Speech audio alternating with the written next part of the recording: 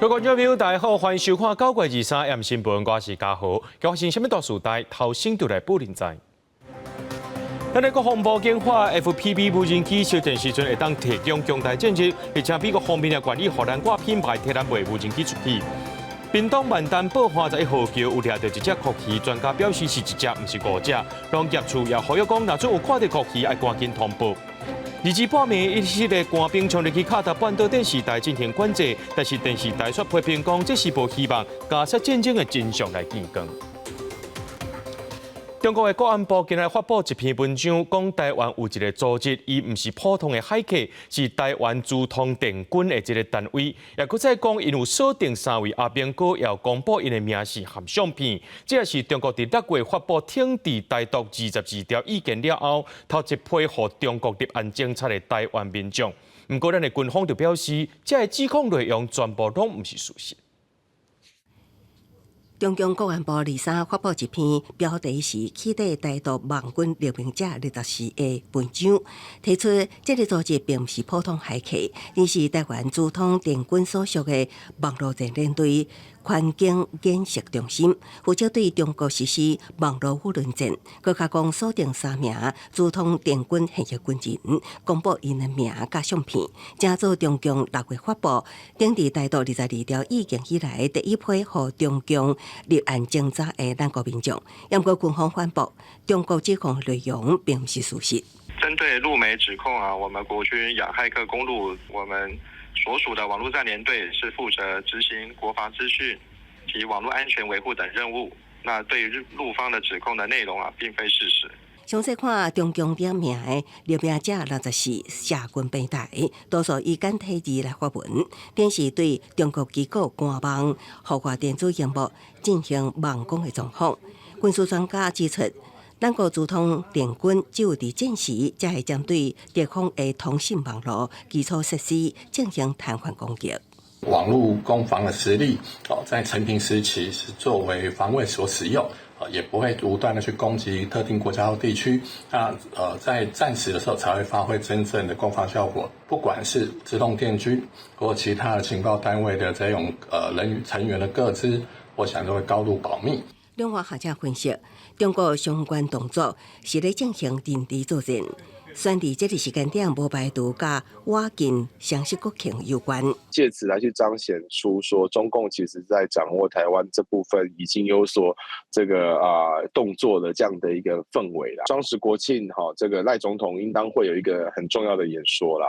那是不是有借此来去希望借由这样的方式来施压？学者认为，中共伫颁布顶治台独22条意见了后，包括伫各台办网站上开设专栏，提供举报信箱的方式，拢是咧找安怎达到相关效果，目的拢是要为着恐吓台湾的人民。记者综合报道。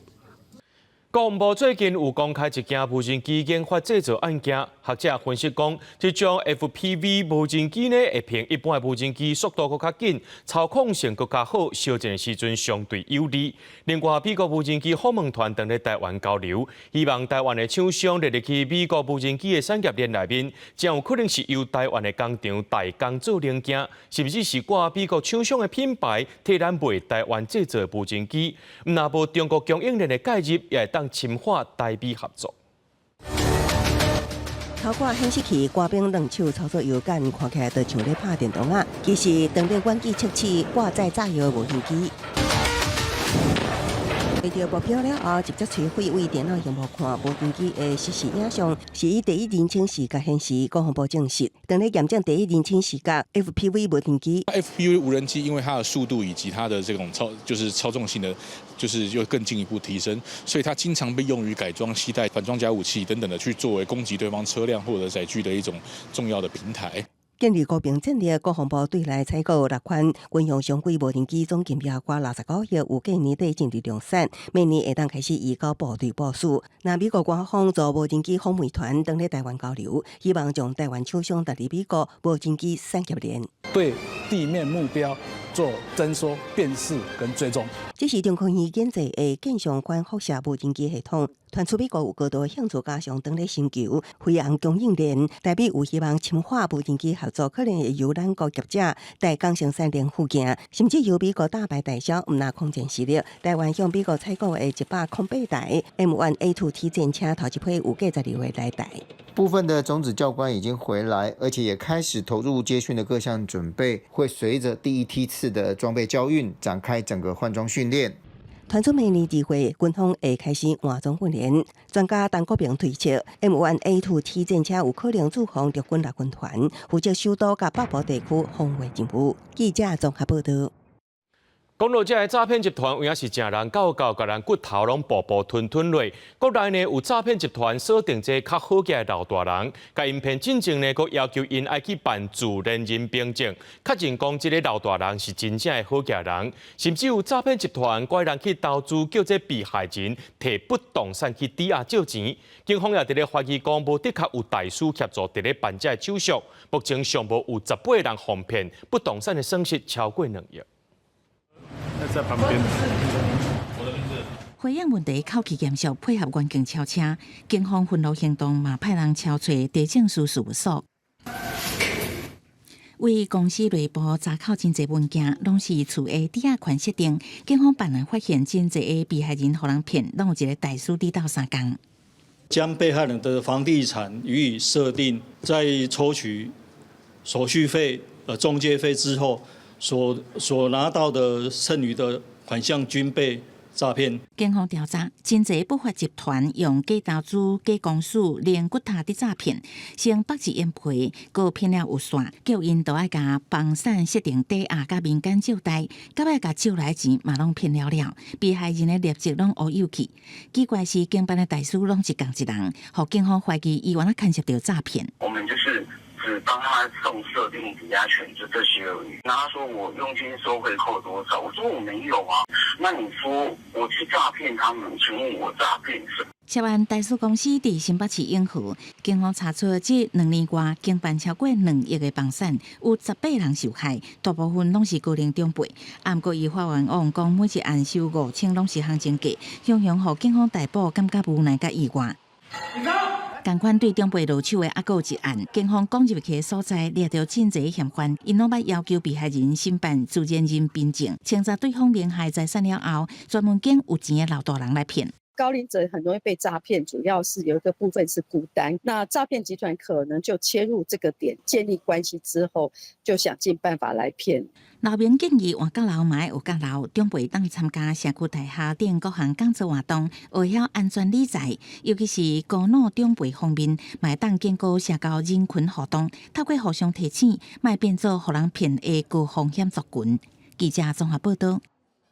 新就任的台北101董事长贾永杰，之前有收到恐吓的电子批，甚至有诈骗集团冒名以假做是这网络顶头这个投资者，拐大家做回来投资股票。针对这款诈骗情形是800款，所谓发展部今仔日也预告，这轰炸条例相关主犯要求网络广告平台若向通知讲有人刊诈骗广告，爱伫咧24点钟内落价处理，也要求平台爱做广告签名制，公开这个广告是虾米人出钱，啥人刊广告。未来10年呢，平台也拢爱定期发布透明度报告。新任台北101董事长艺人贾永杰出席活动，鼓励大家做流感甲新冠疫苗强化防护力。贾永杰进前收到恐吓电子邮件，讲要对伊不利，结果佫有诈骗集团假造伊设立名册，分享投资股票秘诀，佫引起外界关注。假名册随后情况，贾永杰也提出澄清。现在 FB 太多这种诈骗了，也想要呼吁大家，就是切勿以身试法。都因为诈骗集团不时借用名人的身份，以网络广告骗民众投资股票。所谓发展部第三有各轰炸条例的相关处罚要求网络广告平台，一旦方通知有刊登诈骗广告，爱伫24点钟内贴落来，也要求平台公布广告出资者、刊登者身份，平台甲他人约定直接投放广告，有望爱公布资讯。网络广告平台如果经过通知，它要移除这个大气广告的期限，我们按照一般的是24小时，也跟业者讨论，他们也可以接受。专家认为，面对网络诈骗广告真多，各像变形虫同款，以伫借用无共名人的身份来诈骗，真紧摕落来等于增加诈骗集团的投资成本。方面是提升原本诈骗集团他们要投放广告的资源会变多，就会浪费他们的投放资源。一方面就是加速了对平台的审核，它加强透明度的部分。通常它已经上去，如果说它在这个网络上时间越久的话，那当然了，这个被害人数可能就会增加。通常这个都是用空头的账号啦，或者是在境外的 IP 啊，来注册来做这个申请，挂上这个名义啊，最主要是要下架。主法规定，平台业者无伫期限已读，会当罚上当500万以下罚款；经济重大者会当罚2500万以下罚款。若有缘无改正，要求业者做流量管理，上当会当停止解释。所谓发展部表示，相关处罚拢有过30天，若作业顺利，上紧年底有希望上路。记者综合报道。总统罗清德定出2032年100万岁数家庭支持计划，包括社会主体25万户、包租代管25万户、租金补贴50万户。不过，国民党立委就讲，今年底进前呢，把这租金补贴目标提升到75万户，每年预算变到335亿，而且2022年到24年的租金补贴变的预算偏起社会主体佫较济，认为政府拢无伫咧按算。罗清德总统定2032年100万租厝家庭支持计划，包含直接兴建社体25万户、包租代管25万户、租金补贴50万户。不过，国民党立委指出，今年底前租金补贴目标提升到75万户，每年预算偏列335亿，而且2022至2024的租金补贴预算468亿，比兴建社会主体的工程款454亿更济，这个是颠倒操作。发钱补贴是最廉价、最投机的公共政策。75万户的租金补贴，让赖清德8年的社宅政策是3个月就可以达标，这根本就是把租金补贴当成社宅政策，偷换的概念，大炒短线的做法，完全无助于居住正义的落实。基本上，我们是社宅就归社宅，那租金补贴就归租金补贴，绝对不会因为租金补贴多做了而少做了社会住宅的这个部分。国土署保系讲，主体三大政策互相辅助无冲突，另外调控运用通照顾无共需求的民众。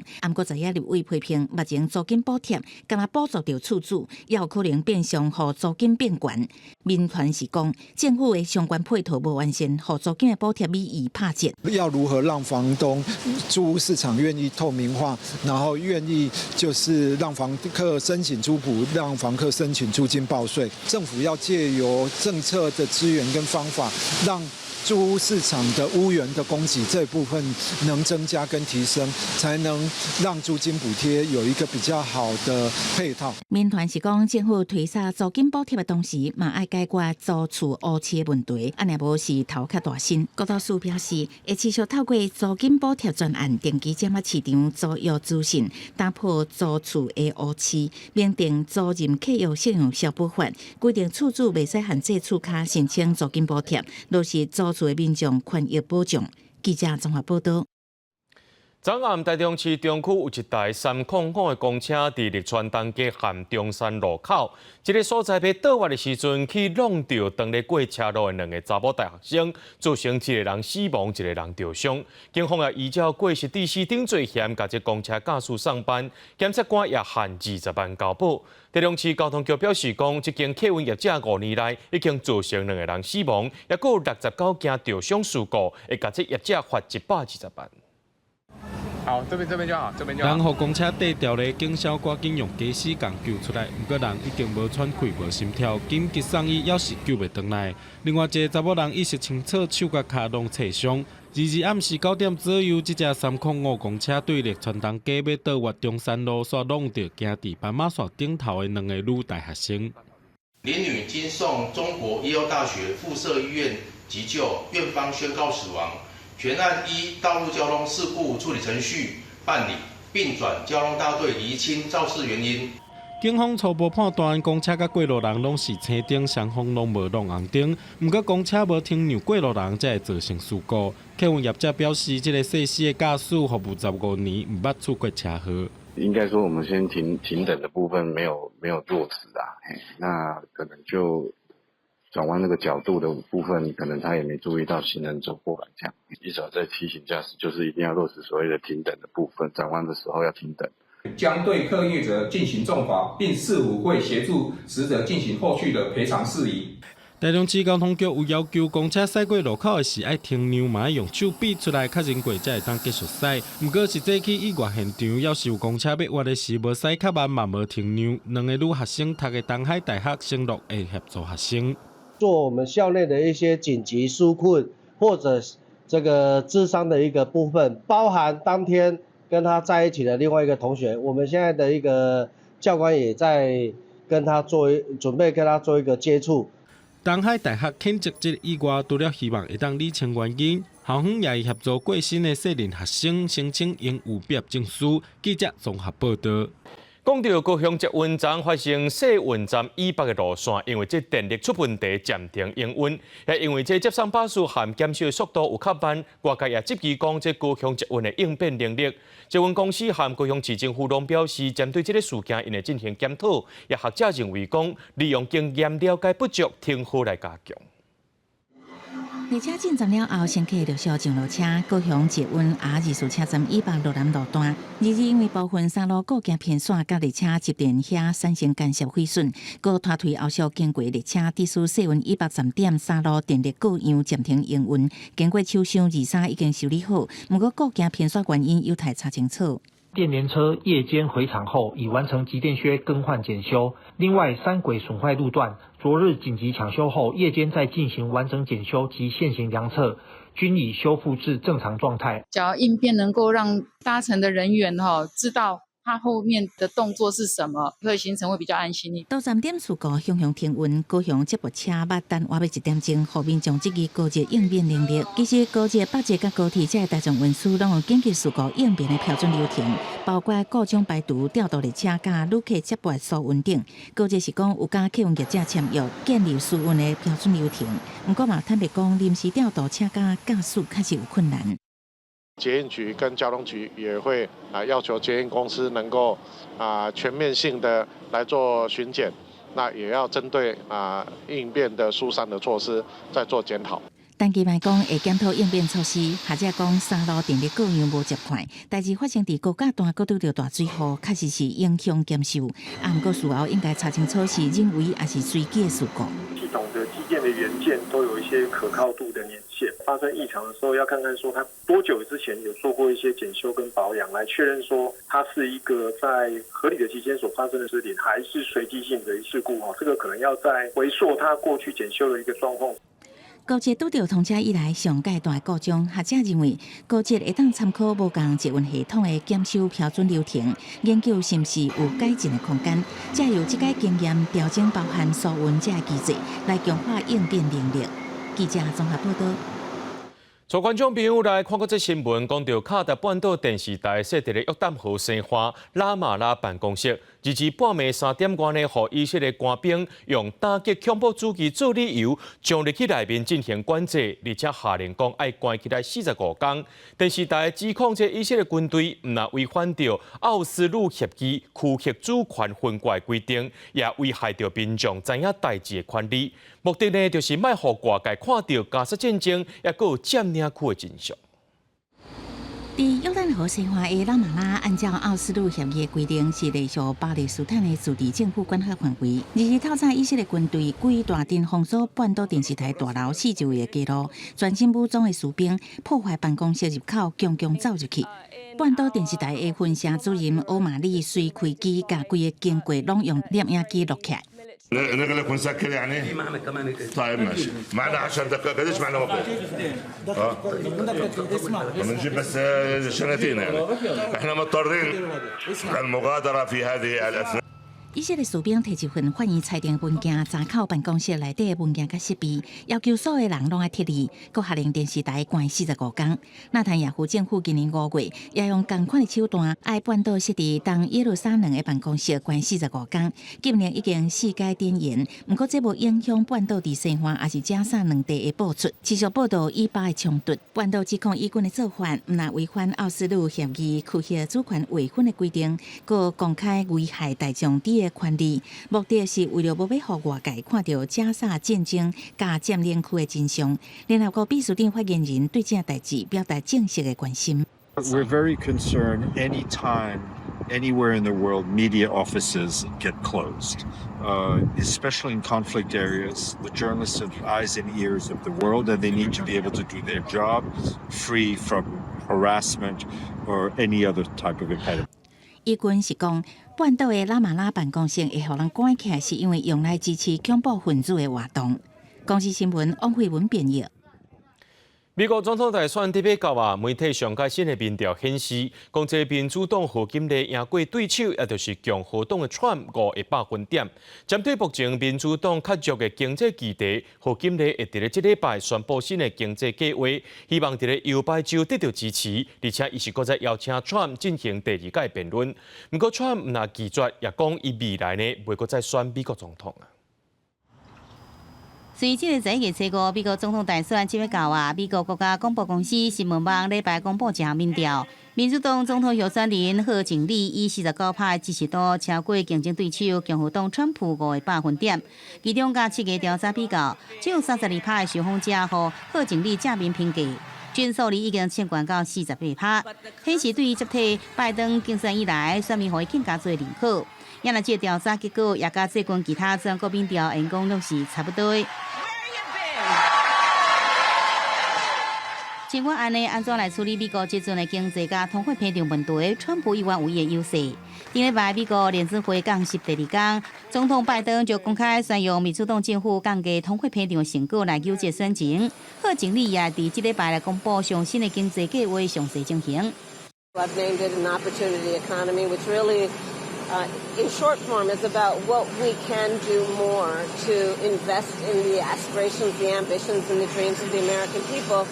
有2/3的美国选民甲生活成本看作是即摆大选上界重要议题。贺锦丽的经济政策是法度吸引少数无确定的州，将会是即摆大选制胜的关键。也趁即个势向川普来提出挑战，邀请第2摆电视的辩论，也不过川普却是直接来拒绝。The problem with another debate is that it's just too late. Voting has already started, but now she wants to do a debate right before the election with CNN because she's losing badly. 今年78岁，川普也讲到，若即摆大选失败，伊袂搁再竞选美国总统啊。随上最近民调显示，甲59岁贺锦丽来比较，真侪选民也积极，川普年岁已经真悬啊。而这劣势也是几个月前川普用来攻击竞对手拜登的步数。公视新闻梁văn編譯。来看到伊朗东部晓一大乌土炭的炭坑，发生甲烷泄漏所引起爆炸。目前上报有51个人死亡，20人受伤，也有真侪人是掉伫内面。伊朗总统虽下令改善炭坑的安全，唔通互意外搁再发生。长途炭车转来到地面，来关心的工人发现，在唔是矿山，而是一具一具的遗体，大家拢真伤心。救援人员赶紧甲伤者送病院急救。伊朗东部的南呼罗珊省塔巴斯一个私营的炭坑，拜六传出爆炸情形。当时至少大约有70名工人正伫炭坑内底工作。好运捡回来一条命的工人，想到当时的情形，伊原是感觉真恐怖。تو کارگاه بودیم داشتیم کار میکردیم یک دفعه دود بلند رفت بعدش یک دفعه دیدیم نفسام تنگ رفت ما خود ما انداختم از حساب از کارگاه پایین به حساب دو دسته پایی فقط دانستم خود ما برسنم به یک جایی دیگه ولی خود رفیقام نه دیگه 这个意外造成50多人死亡、20人受伤的惨叫，官方初步来证实事故起因是甲烷外泄引起爆炸所造成的。 آتش سوزی یا تخریب نبوده بلکه انفجار گاز متان و به صورت خفگی به حساب ایجاد شده. 塔巴斯是伊朗土炭上大的产地，产量占全国76%。意外发生了后，正准备要去纽约参加联合国大会。伊朗总统随即对罹难者的家属表示哀悼之意，同时下令彻查事故的原因，并且检讨这个安全的缺失。بررسی علل و عوامل منتهی به وقوع حادثه، شناسایی مقصران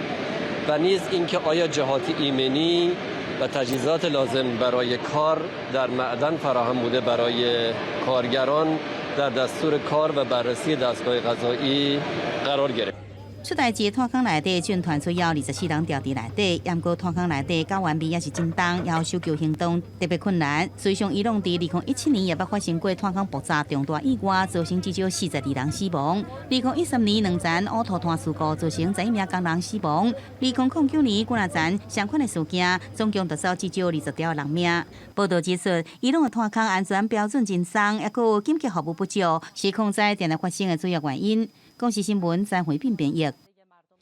日本和南韩这两天拢伫咧落大水雨，这南韩的釜山雨水量创9月以来纪录。这南部地区呢有900多人所开。日本的石川县能登半岛那市区淹水，水崩山佮甲这厝冲走，已经造成6个人死亡，超过10个人失踪。根据统计，这轮岛市呢伫48点钟内落要到500毫米的雨水量，也那涿州市是落要到400毫米，是平常时9月雨水量的2倍。雨水流来了，将规个路拢砍掉去。日本石川县轮岛市市区的龟仔路做大水，对空白画面看落去，龟仔路变做溪，水阁正窜流，水淹到半个脸啊才悬，规涂骹拢落过霉，土石流也甲厝冲海去。ずっと読んでらっしゃっては、どこにおるかって言って読んどったけど、何もダメやったで、何もヒントなかったで。救护方面来，佮加上风台葡萄霜带来正百的水汽。石川县能登半岛大雨落袂停，市区做大水，造成民众死亡加失踪。根据统计，轮岛市伫咧48点钟久内落要加500毫米的雨，涿州市也观测到要加400毫米的雨，拢是9月平均降雨量的2倍较低，两项拢创日本观测史上的新高。昨日の朝8時半ぐらいかな、市内を穴水町から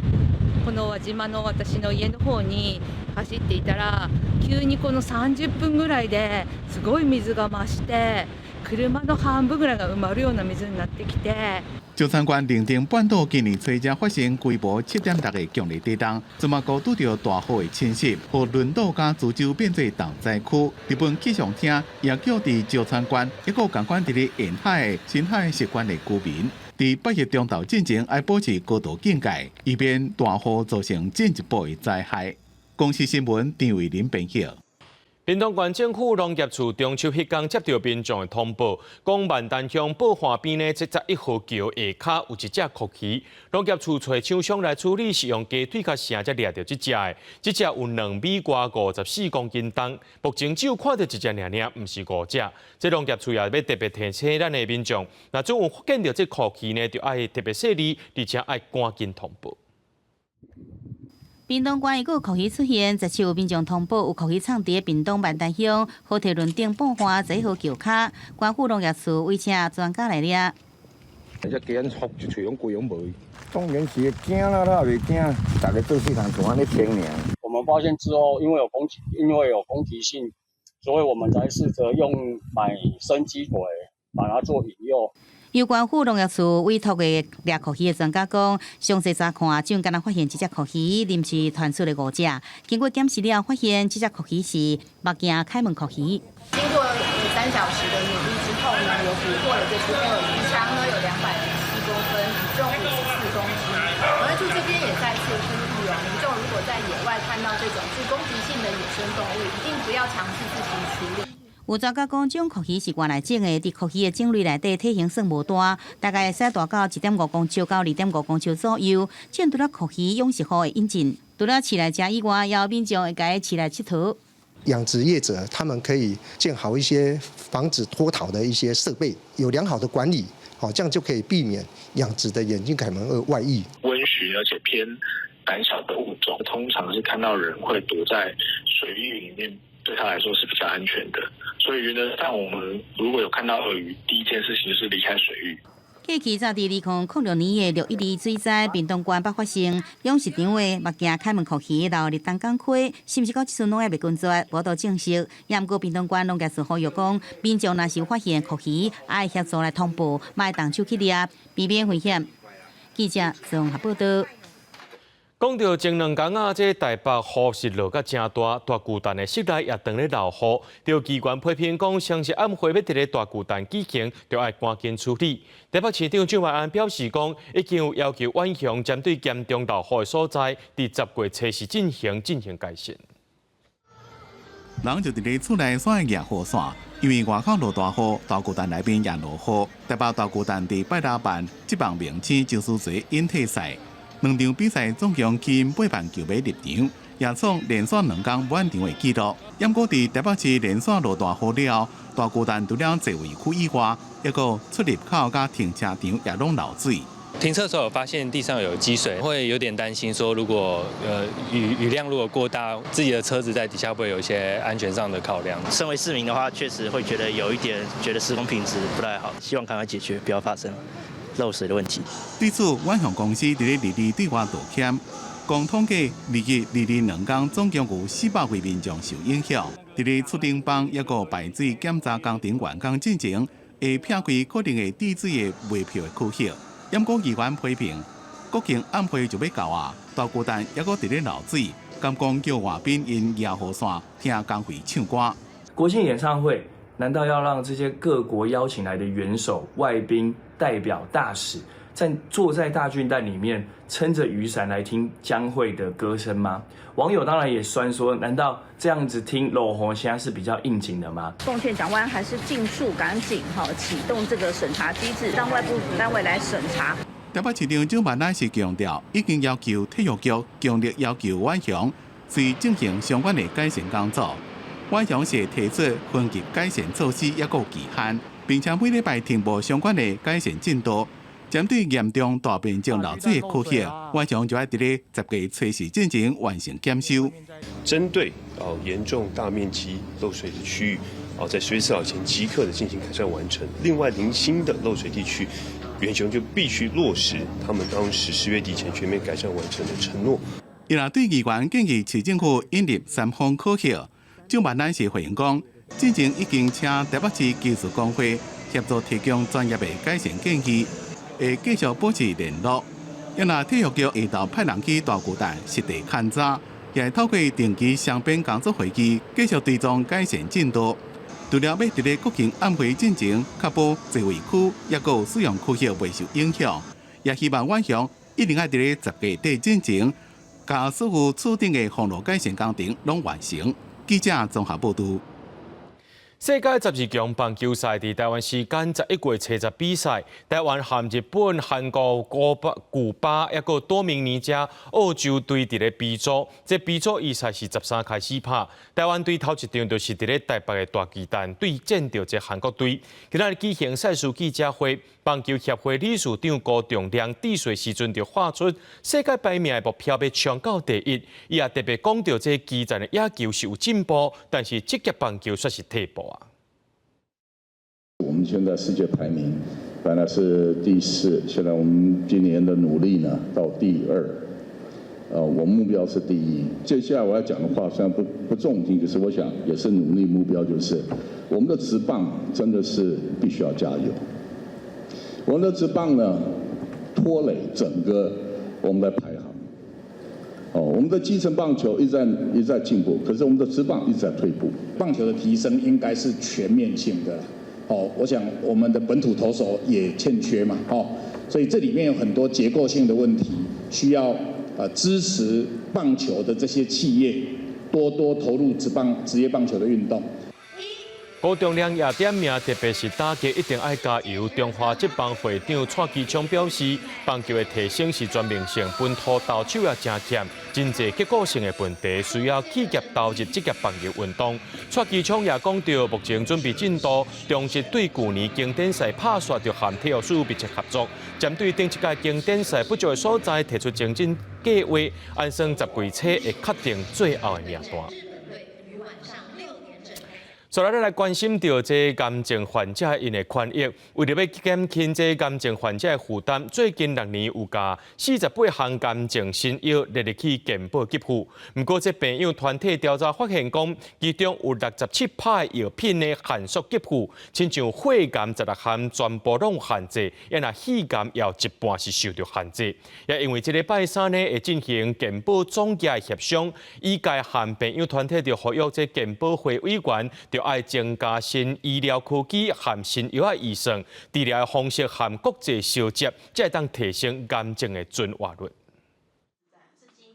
但小姐的妈妈得到肺癌第4期，爱食2种标靶药物治疗，10年来自费超过700万。今年采就无简单单着肺癌标靶药物纳入健保给付，煞想袂到因为无接受过化疗，无符合健保给付条件来卡关，互伊感觉无奈个无助。我们好不容易盼到一个说，可以健保给付的希望，结果居然说就是我们还有限缩的问题，我们还是得继续每个月烧10几万的钱。其实类似这款的案例也真侪，经济癌症希望基金会调查发现，过6年拢总有48项癌症新药纳入健保给付，也毋过有67项的药品给付条件代表着国际治疗指引，其中血癌16项全部拢互设限，10大癌症头一位的肺癌有半数互限缩，胰癌是有超过6项互限缩。给付底限包括限缩疗程也是时间、限缩使用对象、甲袂当并用也是替换等。癌症治疗它有很多不同的机转。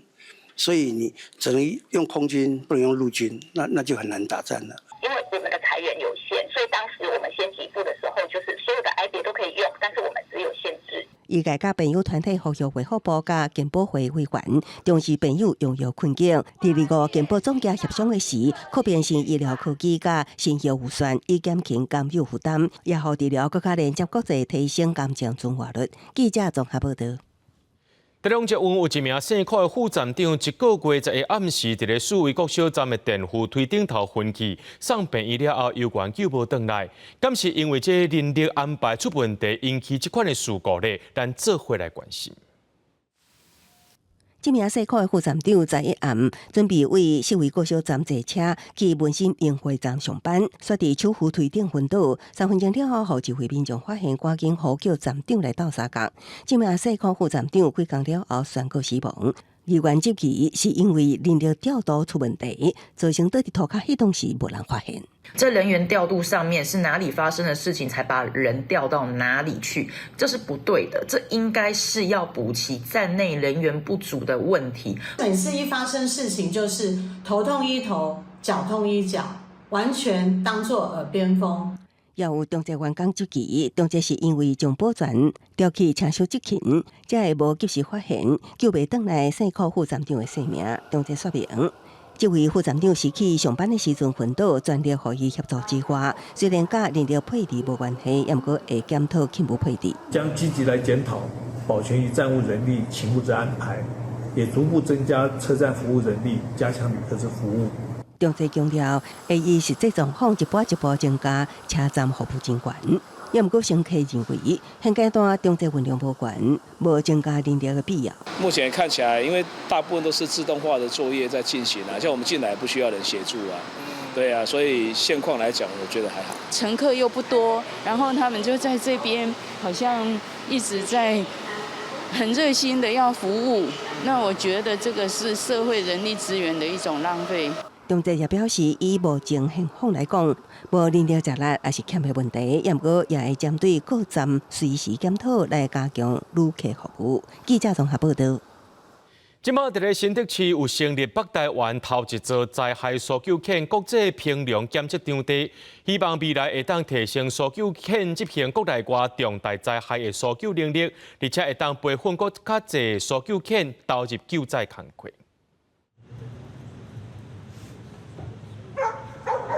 透过消防队指挥搜救狗，严密地找到受困人员位置。这摆新竹市所成立的 IRO 国际评量检测场地，佮专工请日本来的国际审查人员担任裁判官。目前9个县市26支队伍带搜救狗来参加测验。もちろん捜索力とかね、それから犬の自主性とかそういうものが大変大事になるんですけれども、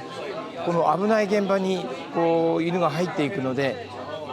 なんて言うんでしょうかね、こう強制的に入れられているのではなくて、やっぱりここで人を探し当てることが自分の喜びというふうに感じる部分が一番大事に思っています。新北市消防局指出 ，IRO 认证分做3个阶段，目前全台湾只有10只搜救狗通过相关级别考试，负责训练搜救狗的狗官讲，除了上课训练以外，平常时人员的陪伴也真重要。除了要就是训练我们平常规划的课程以外，还要照顾到它的心情啊。像狗狗需要比较多的陪伴。以我们的考试来说，有服从测验和搜索测验。那服从测验是考验我们领犬员和犬只的默契。那搜索测验就是考验它运用它的鼻子，然后去找到呼吸的气味。目前这是北台湾第一座灾害搜救狗国际评量检测场地。消防局指出，未来会继续请国际搜救狗专家进行交流，来提升台湾救灾能力。记者刘君和新竹报道。中央补助南投县甲本所送到外县市去处理，不过明年呢，这20年已经到期了，所以要安怎处理呢？南投县政府宣布讲，这焚化厂会先建伫咧民间乡新民村一带国有地，不过当地民众是烦恼空气污染的问题，也那乡公所是希望讲公布完整的科学数据再过来讲。规片农产有包括红莲果，也有水稻田。南投县政府20宣布，民间乡新滨村外部段这一块国有地会加做焚化炉优先选址地点，未来会当自处理700吨粪扫，以 BOT 模式兴建营运消息一出，在地各人感觉烦恼。废水啦吼，也是讲空气污染的污染哦，因为一般唔是真专业的吼，一般农民也是徛个，一般村民嘛唔知讲到底影响未影响起来嘛唔知啦。系啊，也是烦恼。嘛是会烦恼啦。县府表示，选址地点有6个，包括民间德山、南投县草屯、国城5个乡镇市，其中以新民村这个地点，同时符合法令交通面积完整性、环境敏感点、土地出地相对简单等条件。也不过，民间乡长认为，当地以农业为主，业内搁较有种2169公顷的地丘，是国内主要低密山区。焚化炉烧了后，气体排放方场。营业量把分布都拢无公布，应该降完选址。未来的这个悬浮粒子它的漂浮的影响，你这个分布图都要出来嘛？他们没有在做一个环境完整的这个环境评估报告以前，我们的立场是，就是说你的前置作业都还没有够，那我希望说，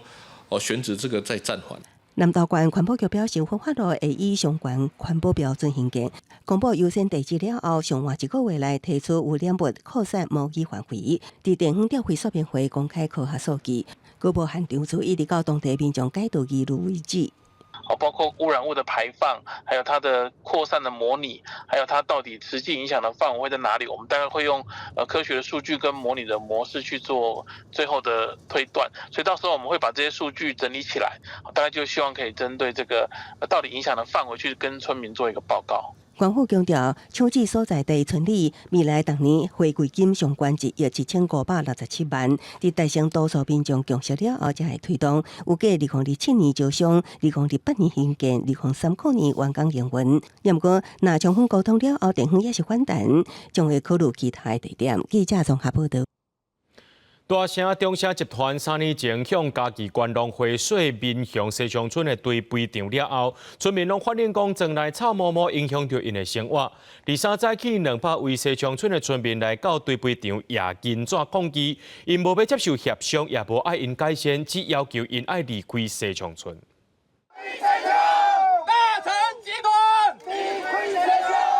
村民野金纸向堆肥场抗议，家己县民向西乡村200多位村民。23早时来到家己县堆肥处理中心抗议，要求肥料公司离开西乡村。你在座咱看这农民，咱看这居民吼，一定3档啊啦吼，所以我唔知讲这届吼，这居民，我代表这居民的心声讲，无协商的空间，无改善的空间。草的草管含开塔门都唔敢开啊！哎呀，啊，若要出来外口都，还要出外口嘛，唔敢出来。真正臭到真正挡袂掉啦，较会今仔日来抗议啦。3天外前，大成灯社集团向家己员农会，说民雄乡西昌村的堆肥场处理原来饲鸡场甲饲猪场的排泄物。大成灯社集团表示，交代已经投入5000多万，建议符合国家法规要求的堆肥场，会继续甲村民来沟通。基本上就照着国内的环保法规来做，那当然达到一个环保法规的基本的要求。我认为这是最基本的。那我们也乐于跟西昌村的村民来保持密切的互动跟沟通，来促进彼此的了解。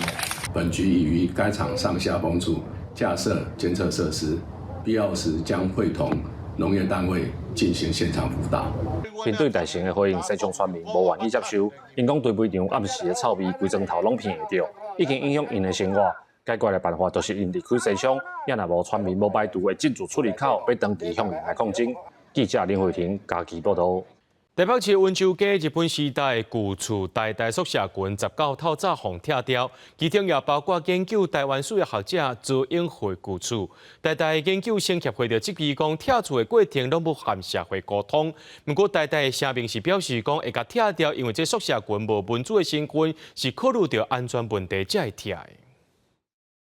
伫咧1990年，头一个提出台湾图书馆的先驱朱永和院士，伊在生时就住伫咧台北市温州街52巷6号正，是代代伫咧日本时代起造的宿舍。校方说伫9月19、甲2号、4号和6号拆掉，但是6号和8号是联动的，敢若剩8号也留咧，而且内底阁有大人。这件代志引起整济文资人士的关注。代代研究生协会23就召开记者会，针对代代的拆除行动的合理性提出质疑。他说，他当天早上7点的时候，总务处才带着人走进去，那跟他们按门铃说，我们要拆除隔壁的建物这样子。所以在此之前，他说他其实不清楚这件事。那我们也有联系到里长，里长他今天没有办法出席，但他有跟我们讲说，其实他也是都不知道这件事情。针对温州街这4件建物，今年5月台北市府捌开过文化自善审议会，最后建物无得到文资身份。后来代代伫9月2日发表声明表示，因为建物的梁条串串，为着安全才要甲拆掉。虽然背后也阁留咧，不过结果互校方拆一半，就惊讲这建物会有危险，所以文资工作者就要求校方要负起责任，提出安全评估报告和结果报强的做法。有的话你提出来，就是以招公信嘛，对不对？你这就是把它拿出来，确定这是经过建筑师或结构技师计算没有问题，我们才做的这个动作。那你要拆之前，你要先把保固先做好，而不是拆了再来保固。针对代代研究生协会伫记者会提出的诉求，代代是回应讲，伫拆除进前，因拢有沟通过，嘛有找专家来做安全评估，后续会阁评估背后的建物敢有需要阁补强，未来嘛阁规划做永和院士的纪念地点来感念伊的学术贡献。记者卢尚如、柯秉哲台北报道。屏东戏剧故事馆推出以捧场做主题的布景画展，展览这画师陈冠良的作品。伊自细汉开始画这戏台布景，落尾拢是用电脑印刷了后呢，伊就改伫路边卖烘肉，一直到明华园阁伊找伊来画布景了后，伊才阁开始画。咱也带观众朋友做回来欣赏。人偶合一哦，然后这个红仔就是甲本身咱草老师同款。布袋戏的翁仔伫咧色彩丰富的彩楼布景头前来扮演是搁较显白，这个布景拢是画师陈冠良一笔一画画出来的。从国中开始，伊就咧画布景，一直到20几年前，电脑印刷取代手工画，伊放弃手工画布景，甲电影扛棒的工课，改伫咧路边卖烘肉，一直到明华园来找伊，甲伊反复布景。陈正岳先生，才讲看到迄个民主，我第一捧场2块几，从对遐开始，开始咧接触画布景。这个舞台画甲咱真正一座庙，所以人咧讲歌艺是一个庙堂文化，庙堂文化，所以就讲伊迄个布景，我更感动的是讲，通常歌艺的布景。拢用色足大大，但是伊不但大了一下，它的颜色很有层次。捧场2字代表戏班收听的感情，嘛，互观众师重新夹画笔。20几年来，除了画歌戏甲布袋戏的布景，伊嘛替艺术展览画主视觉。紫光灯笑伫咧画布顶头，画内底人物就活灵灵。它的里面是有感情的，你知道吗？这个光线是有感情。这几年传统工艺豆豆仔受正人注重，科技虽然会当快速生产作品，不过关良师伊讲手工画出来的温度并无法度被取代，伊寄望透过布景画师的角度，让大家了解传统戏剧工艺的水。记者柯昭荣屏东报道。明仔天气是好也是歹，做回来看预报恁就知。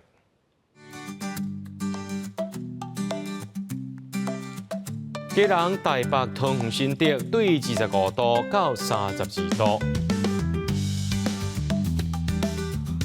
苗栗、台中、彰化、南投、云林对25度到33度；嘉义、台南、高雄、屏东对24度到34度；宜兰、花莲、台东对25度到33度。平湖、金门、马祖对21度到31度。新闻最后，感谢各位观众朋友收看今日 M 新闻，我是嘉豪，咱再会。